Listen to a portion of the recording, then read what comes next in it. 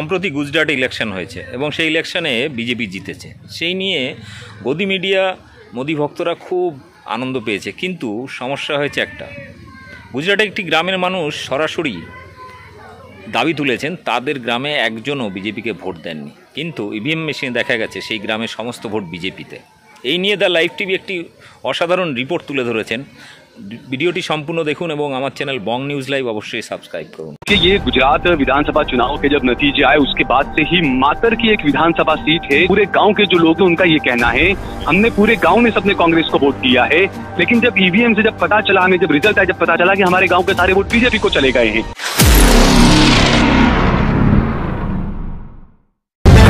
The live TV, सच सबसे आगे।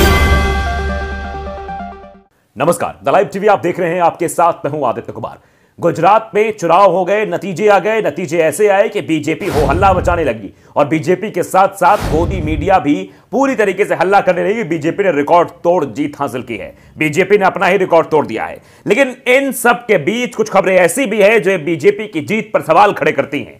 दरअसल पहली तो ये जो हमने आपको पहले बताया था कि 5 बजे के बाद वोटों की संख्या में कैसे इजाफा हो गया। 24 से 25 जगह थी, जिसको लेकर पवन खेड़ा ने भी सवाल किया गया और भी लोगों ने सवाल किया। अब एक जगह गुजरात में ऐसी है जहां के तकरीबन 2000 गांव के लोगों ने यह ठान लिया है कि जब हमने कांग्रेस को वोट दिया तो हमारे बूथ से बीजेपी कैसे जीत गई।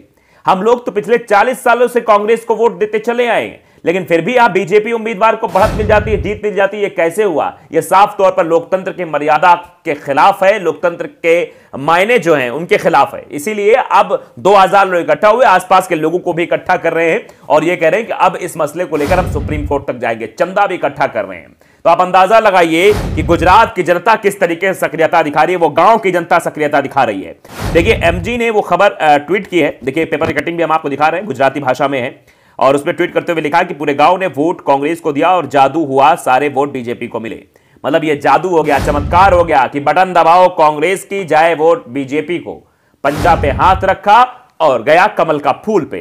ये वैसे कई चुनाव में ऐसी खबरें निकलकर सामने आई, उत्तर प्रदेश के भी चुनाव में ऐसी खबरें निकलकर सामने आई थी कि दबाया बटन किसी और का, गया वोट कहीं और। तो ये सवाल है।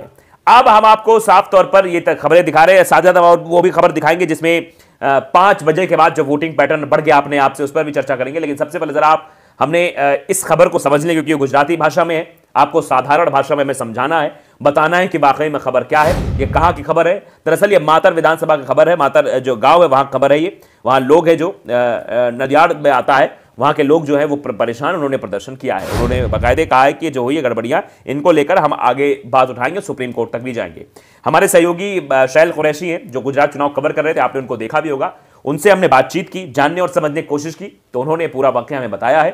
हमारी जो बातचीत हुई है शैल कुरैशी से, हमारे सहयोगी से, वो बातचीत का कुछ अंश हम आपको सुनाना चाहते हैं। देखिए, इस खबर पर पूरी बातचीत के लिए अपने शैल कुरैशी जो हमारे सहयोगी हैं गुजरात से, जो काफी राजनीतिक उठापटक को समझते भी हैं और गुजरात चुनाव पे पूरी नजर बनाए हुए थे, वो हमारे साथ फोन लाइन पे जुड़ चुके हैं। उनसे बातचीत करेंगे और जानने और समझने की कोशिश करेंगे कि आखिरकार ये खबर है कहां की और इस खबर में क्या डिटेलिंग है। क्योंकि जिस तरीके से बताया जा रहा है कि कांग्रेस को वोट दिया गया लेकिन वोट बीजेपी को पहुंचा। तो शैल, बहुत बहुत स्वागत है आपका द लाइव टीवी पर। और हम सवाल यही करना चाहते हैं कि आखिरकार खबर है कहां की और इसमें कितनी सच्चाई है। जी देखिए आदित्य, ये गुजरात विधानसभा चुनाव के जब नतीजे आए उसके बाद से ही मातर की एक विधानसभा सीट है जो नडियाद में आता है और अहमदाबाद से महज 50-60 किलोमीटर की दूरी पर है। और गुजरात चुनाव से पहले जिस तरीके से गांवों के अंदर जो बीजेपी का जो विरोध हो रहा था, कई गांव ऐसे थे जिन्होंने वोट देने का बहिष्कार कर दिया था कि हम वोट नहीं देंगे। और ये जो मामला है, मातर का जो मामला है, वहां पर वो पूरे गांव के जो लोग हैं उनका ये कहना है कि हमने बीजेपी को वोट दिया ही नहीं है, हमारे परिवारों में हमेशा से कांग्रेस का ही वोट देने का हमारा चलन रहा है, हमने पूरे गांव में सबने कांग्रेस को वोट दिया है, लेकिन जब ईवीएम से जब पता चला, हमें जब रिजल्ट आया, जब पता चला कि हमारे गांव के सारे वोट बीजेपी को चले गए हैं, तो इसको लेकर बाकायदा 2000 लोग जमा हुए गांव के अंदर और उन्होंने इस बात को लेकर बीड़ा उठाया कि जब ये मातर सीट पर इस तरह के रिजल्ट आए हैं और भी कई जगहों की ऐसी खबरें उनको इस तरह की मिली, तो पूरे गांव ने ये डिसाइड किया है कि हम आसपास के गांवों से मिलकर, लोगों से मिलकर हम घर घर जाकर चंदा करेंगे, लोगों से पैसा इकट्ठा करेंगे और हम सुप्रीम कोर्ट तक लड़ाई लड़ने वाले हैं इस चीज की। ये गांव के लोगों ने ये डिसाइड किया है। तो देख लिया आपने, और खबर भी आपको हम दिखा रहे हैं, खबर भी स्क्रीन पर देख लीजिए आप, किस तरीके से लोग इकट्ठा हुए हैं और लोग इस बात का विरोध कर रहे हैं कि यह बहुत गलत हुआ है। ये साफ तौर पर जो डेमोक्रेटिक कंट्री है, जहां पर लोकतंत्र माना जाता है, सबको एक वोट का अधिकार है, वहां पर इस तरीके से अगर वोट कोई दे रहा है, उसका वोट किसी और पार्टी को जा रहा है, तो सवाल तो पूछे जाएंगे। और ऐसी कई जगहों पर ये सब चीजें हुई हैं। और फिर हमने संवाददाता से हमने और भी बातचीत की, हमने पूछा कि ये शायद कहीं और भी हो रहा है, सिर्फ यहीं पर हो रहा है, तो उन्होंने बताया कि ऐसा नहीं है, सिर्फ यहीं पर हो रहा है, कई जगहों पर ऐसा हुआ है। सौराष्ट्र से भी ऐसी सुगबुगाहट निकलकर सामने आ रही है, लेकिन लड़े तो लड़े कौन? शहरी वोटर्स जो है वो चुपचाप बैठे, उनको कोई मतलब ही नहीं है इन सब चीजों से।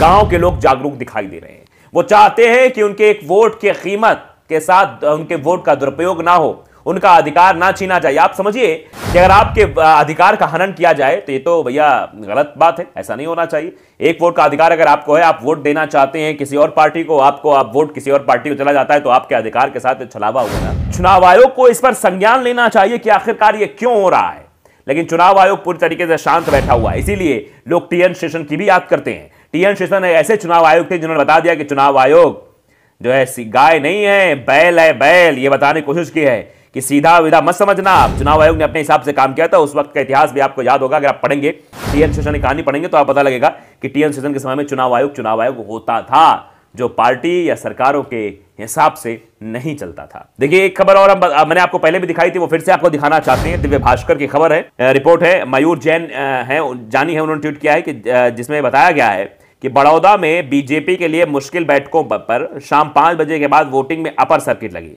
पादरा में 35,700 और अकोटा में 28,573 वोट ज्यादा मिले।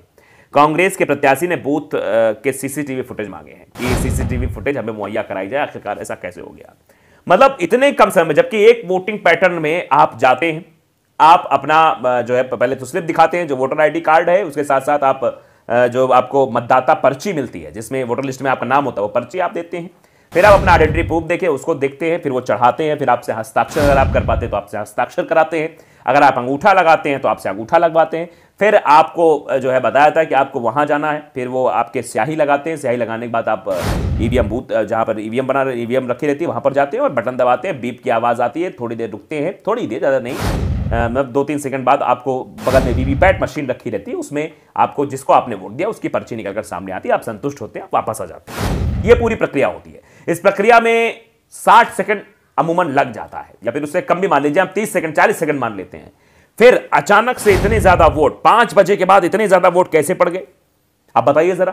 35,700, 28,573 वोट ज्यादा मिले, ये कैसे हो गया? ये अपने आप वोट कहां से आ गए, कहां से भर गए, ये भी सवाल है। तो गुजरात का जो ये पूरा चुनाव है, जो ये प्रचंड जीत की बात मीडिया कर रहा है, जो मेन स्ट्रीम मीडिया इस पर सवाल नहीं खड़ा कर रहा है, चुनाव आयोग चुप्पी साधे हुआ है, सरकार की ओर से कुछ बोला नहीं जा रहा है, ये सब सवाल खड़े करते हैं कि आखिर भैया क्या बात है, क्या वजह है कि इतना बड़ा घटनाक्रम हो जाना, चुनाव आयोग का शांत रह जाना, वोट का पैटर्न ऐसे बदल जाना, 2000 लोगों का ऐसे प्रदर्शन करना कि हमने तो वोट दिया कांग्रेस को, हमारे बूथ से फिर बीजेपी कैसे जीत गई, ये कैसे हो गया, गलत हो गया, ऐसा नहीं होना चाहिए, इसको लेकर लोग प्रदर्शन कर रहे हैं। तो आप समझ सकते हैं कि कैसे तानाशाही रवैया अपनाया जा रहा है। मतलब गुजरात में एक बड़ी जीत को दर्शाने के लिए क्या घपला हुआ है, क्या चुनाव आयोग और सरकार की मिलीभगत से सब कुछ हुआ है, क्या गुजरात का चुनाव जो आपको दिख रहा है कि इतनी सीटें बीजेपी को मिली, इतना वोट परसेंट भी बीजेपी को मिला है, क्या ये सही है या गलत, ये सब सवालों के घेरे में है। क्योंकि गांव के अंदर विरोध था, मातर गांव के लोग विरोध कर रहे थे, रिजल्ट के बाद उन्हें मालूम हुआ कि उनके वोट के साथ घपला किया गया है, इसलिए वो सवाल उठा रहे हैं। तो द लाइव टीवी को अगर आपने सब्सक्राइब नहीं किया, सब्सक्राइब जरूर करिए, बेल आइकन दबाइए ताकि सच खबर आप तक पहुंचती रहे।